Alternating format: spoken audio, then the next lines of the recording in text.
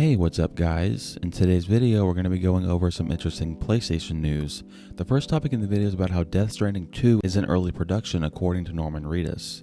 Reading from PlayStation Universe, The Walking Dead actor Norman Reedus has claimed in an interview with Leo Edit that work has just kicked off on Death Stranding 2, despite creator Hideo Kojima not having actually confirmed the game is officially in development. Reedus worked with Kojima-san on the original Death Stranding, which saw him portraying protagonist Sam Porter Bridges and performing extensive motion capture for the role. He was also involved in the canceled Silent Hills project, which was in development around 2014.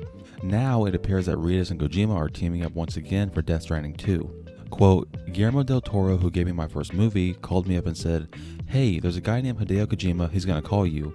Just say yes."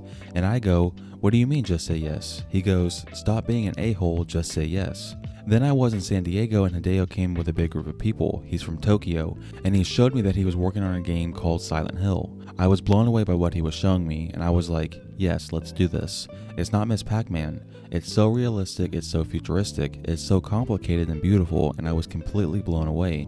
It took me maybe 2 or 3 years to finish all the mocap sessions and everything. It takes a lot of work, and then the game came out and it just won all these awards, and it was a huge thing. So we just started part 2 of that, unquote. So yeah, obviously the big headline comes from literally the last part of that statement where it says, so we just started part 2 of that. So apparently Norman Reedus himself kind of confirmed that Death Stranding 2 is in the works. Now I'm kind of confused because now unless like Sony or Kojima or maybe both gave Norman Reedus the green light to kind of tease that they're already working on Death Stranding 2, like I wonder if he was allowed to do this or if maybe he just slipped up or he forgot or he just simply didn't care. I mean, we'll probably never know, but I mean, yeah, Death Stranding is kind of weird to me because I have played it a couple times. I was never able to beat it. You know, like it's not really my cup of tea, but at the same time, it is a really well-made game. So the thought of a Death Stranding 2 is kind of interesting a little bit because, I mean, it's Kojima and it also is a really well-made game. But at the same time, I'm not really too excited if this actually ends up being true because, you know, it just wasn't my cup of tea. So yeah, but it seems like Death Stranding 2 is in the early stages of development. Yeah, what do you guys think? Down below, let me know your thoughts on how apparently Norman Reedus has confirmed that Death Stranding 2 is in early production. Moving on to the next topic in the video, we're going to be going over an update regarding GOW Ragnarok. Reading from PlayStation Universe, GOW Ragnarok trailer comparison reveals upgraded visuals for PS4 PS5 sequel. Sony has released a fresh snippet of GOW Ragnarok footage, and in doing so appears to have revealed the game's upgraded visuals if we compare to an earlier version of the trailer. Specifically, the original trailer for Kratos' next outing lacked a number of visual polishes, including post-processing effects, filters, and more. However, the updated footage reveals the implementation of color grading and fog effects that go a long way in sprucing up the overall visual fidelity. GOW Ragnarok is currently in development for PS5 and PS4, although expect the version of Sony's new-gen console to look and play more impressively than its predecessor. Sony has yet to announce the GOW Ragnarok release date, but has confirmed it will definitely launch at some point in 2022. So yeah, I did talk about this news yesterday in my last video, but I mainly talked about the accessibility features because at the time I wasn't aware that the actual trailer, like, it looks better visually. So I went back and watched it myself, even just in like 1080p, and like the new version of the same trailer, it looks a lot better. Like even like the older trailer looked really good, but like especially once you watch like the updated version of it, especially even like in 1080p or even 4K, it looks really like it actually looks like a PS5 game. Yeah, even if like the game looked like it did in like the previous version of the trailer that we saw last year, like if that's what the game looked like, I'd be totally fine because even back then I thought that it looked really good. And GOW Ragnarok is one of those games where like I don't really care too much about the visuals, even though like when it comes to me and games, like I really care about how a game looks. That means a lot to me.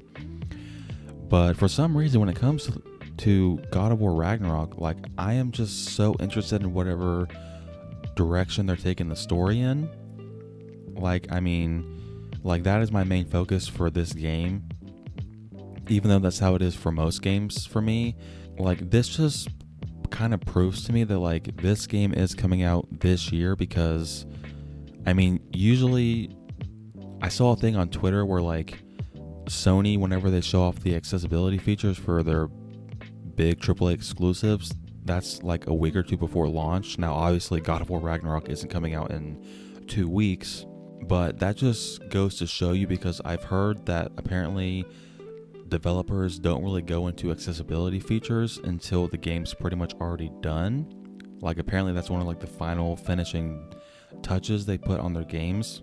So that's obviously very exciting, and just, you know, further, I don't want to say proof because it's not really proof, but it just heightens my expectation that this game is coming out this year. And especially after seeing how the game looks now with just the updated trailer, it just has me really excited, you know. What do you guys think? Down below, let me know your thoughts on the upgraded visuals for God of War Ragnarok. Tell me your thoughts. Do you think it looks kind of the same, or do you think it looks a lot better?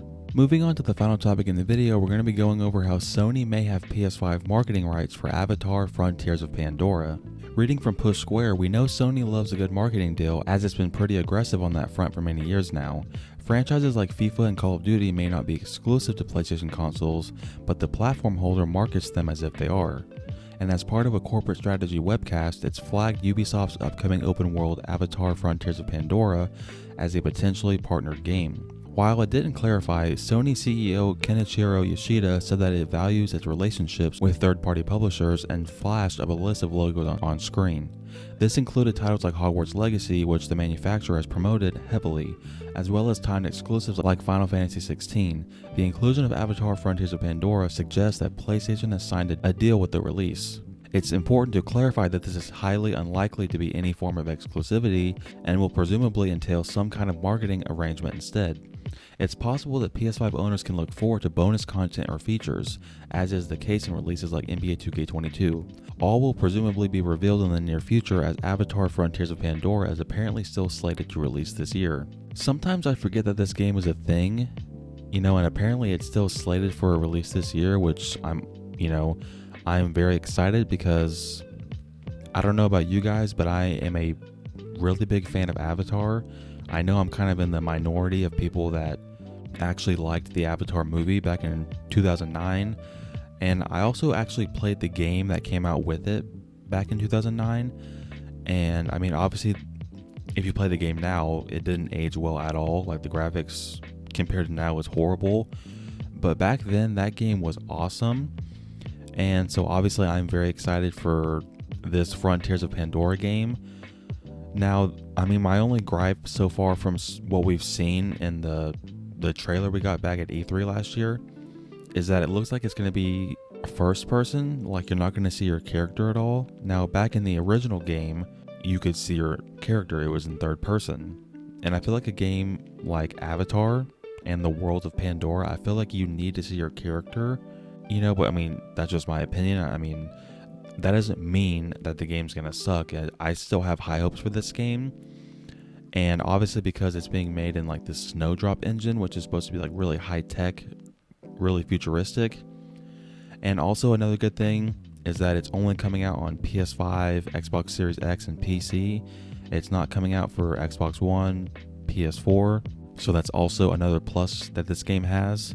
And yeah, I mean, it's also not shocking that Sony would get the marketing rights for this, because, I mean, like it says in the article, games or franchises like FIFA and Call of Duty, like, obviously those games come out on PC and Xbox, but at least for the last couple years, Sony gets the marketing rights. So for, you know, games like Vanguard and Black Ops Cold War, and the last couple FIFAs at least, like, all the trailers are uploaded by Sony, you know, like it's not Xbox. So yeah, I mean, it makes sense. Like, I don't expect this game to be an actual exclusive or even like a timed exclusive. I feel like it'll literally just be like the trailers and just the marketing will be for PlayStation, and then obviously when the game comes out, it'll be PlayStation, Xbox, and PC. But what do you guys think? Down below, let me know your thoughts on, apparently Sony has acquired the rights to market Avatar Frontiers of Pandora. Are you guys even excited for this game? Let me know down below. Thank you guys so much for watching this video. I really appreciate it. If you enjoyed it or found it informative, drop it a like and consider subscribing if you're new by turning on the post notification bell so you don't miss my next upload. Until next time guys, take care.